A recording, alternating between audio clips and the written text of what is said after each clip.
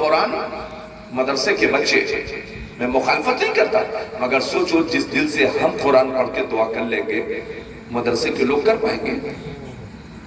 جس کا باپ گیا ہے نا، اس کے کلیجے سے پوچھو، وہ جو دعا کر کے وہ ایک رکوع ہی پڑھ کے اور جس دل سے دعا کرے گا کہ میرے پروردگار جو بھی الٹا سیدھا پڑھا مولا تو قبول فرما لے، اور دل سے کہے گا مولا میں اپنے باپ کی پراپرٹی پر قابض ہوں، میرے مولا میرے باپ کو قرآن کی آیتوں اور جملہ سورتوں کے صدقے میں بخش دے، جس دل سے آپ دعا کر دو گے میں نہیں کر سکتا،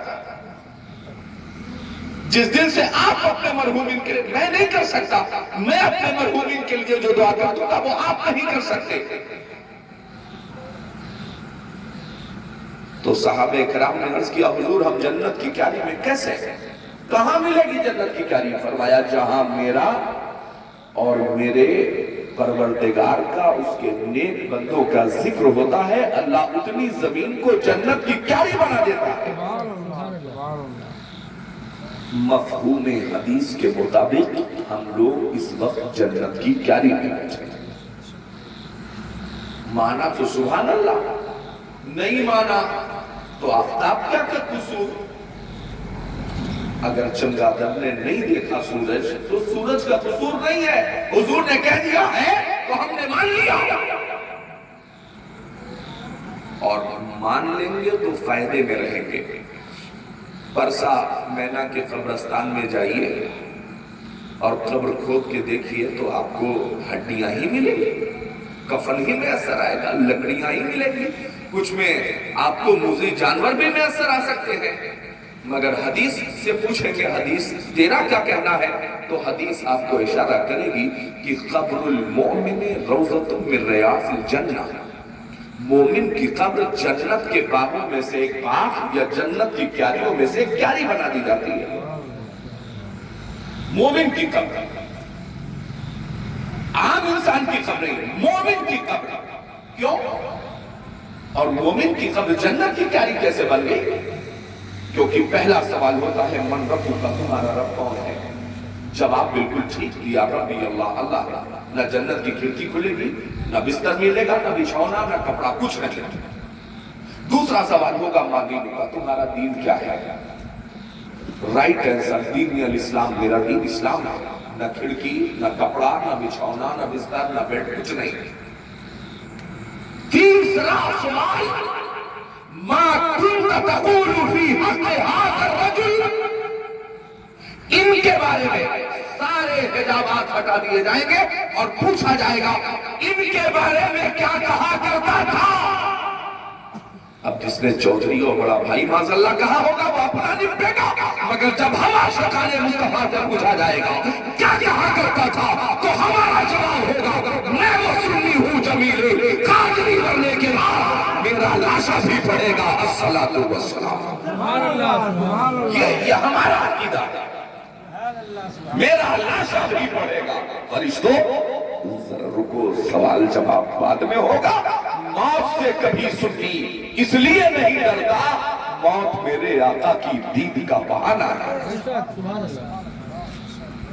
تو جنت کی کیاری کب بنے گی جانتے ہیں؟ جیسے ہی رخ مصطفیٰ کی جھلک دکھائی جائے گی۔ آپ اپنے مردوں کو جب قبر میں لٹاتے ہو تو اکثر لوگ کہتے ہوں گے کہ بھیا چہرہ ذرا قبلہ رخ کر دیجیے، اور اگر ٹائٹ ہے تو کہتے ہیں نیچے تھوڑا سا مٹی کا ڈھیلا لگا کے مگر چہرے کو جانب قبلہ کر دیجیے۔ کیوں؟ کیونکہ قبر میں رخ مصطفیٰ کی جب بھی زیارت کرائی جاتی ہے تو جانب قبلہ سے کرائی جاتی ہے، اس لیے مرنے والے کا چہرہ جانب قبلہ کر دیا جائے تاکہ چہرے مصطفیٰ کو آسانی کے ساتھ دیکھا جا سکے۔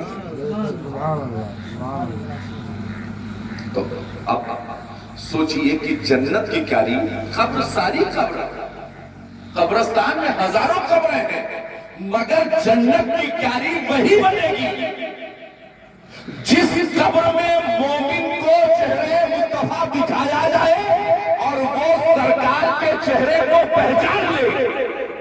لوگ کہتے ہیں نا، جناب عثمان غنی کا قول یاد کریں، ہم قبرستانوں میں جاتے ہیں تو ہنسی مذاق کرتے ہیں، जनाब उस्मान गनी जब कब्रिस्तान में जाते थे तो इतना रोते थे कि आपकी दाढ़ी शरीफ दोनों तरफ भीग जाती थी, आपके आंसू जमीन पर टपकते थे। लोग कहते थे उस्मान मैयत किसी और घर की है, रो आप रहे हैं। तो जनाब उस्मान गनी फरमाते थे कि जिंदगी में एक आवाज पर सैकड़ों लोग दौड़ कर आते हैं, इस काली कोठरी में चाहे जितना चीखो कोई आने वाला नहीं है, यहाँ कोई मदद करने वाला नहीं है।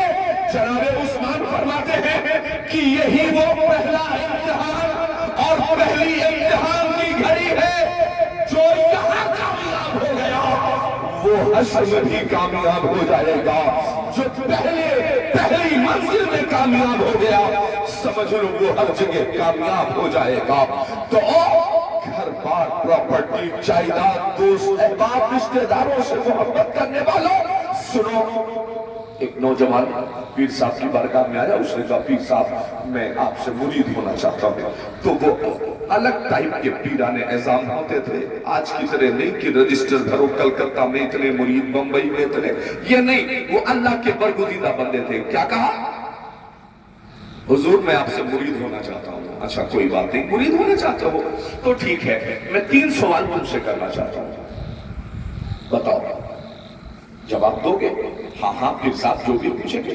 तो पीर साहब ने पूछा बताओ अगर कोई तेरे बाप को गाली दे तो क्या करेगा? तो कहा पीर साहब ये भी कोई पूछने वाली बात है, जमीन पे पटक के सीने पे चढ़ जाऊंगा, चाहे 307 लग जाए कोई बात नहीं। अच्छा अगर कोई तेरी माँ को गाली दे तो? पीर साहब अपने बराबर उठा के पटक दूंगा, भेजा बाहर आ जाएगा। अच्छा अगर कोई तेरी बीवी पर तोहमत लगा दे तो? पीर साहब फिर जितने दाने रिवाल्वर में होंगे सब उसके भेजे में उतर जाएंगे, चाहे 302 जिंदगी भर काटना पड़े, फिर बचेगा क्या? इतना प्यार करते हो? हाँ हाँ माँ से, बाप से, अपनी बीवी से। तो पीर साहब ने एक फाइनल क्वेश्चन किया जो अपने दिलों पर हाथ रख करके सोचिएगा कि किस पैमाने पर हम लोग इश्क रसालत के मामले में खड़े हैं। पीर साहब ने पूछा बेटा बाप को गाली दे तो सजा दोगे, माँ को गाली दे पटक दोगे, बीवी को गाली दे गोली मार दोगे? बेटा अगर कोई तेरे पैगंबर की शान में तौहीन करे तब, सहाबे किराम के खिलाफ जुबान दराजी ना करे तब, अज़मत कुरान के खिलाफ कोई बोले तब। तो इतना पक्का नौजवान था ना हुजूर वाला, उसका जवाब था कि पीर साहब हमने पूरी दुनिया का ठेका थोड़ी ले रखा है कि सबके लिए झगड़ा करते चले, हमने सबकी जिम्मेदारी थोड़ी ले रखी है। तो पीर साहब ने कहा हाँ पता चल गया कि कौन वाला मुसलमान है।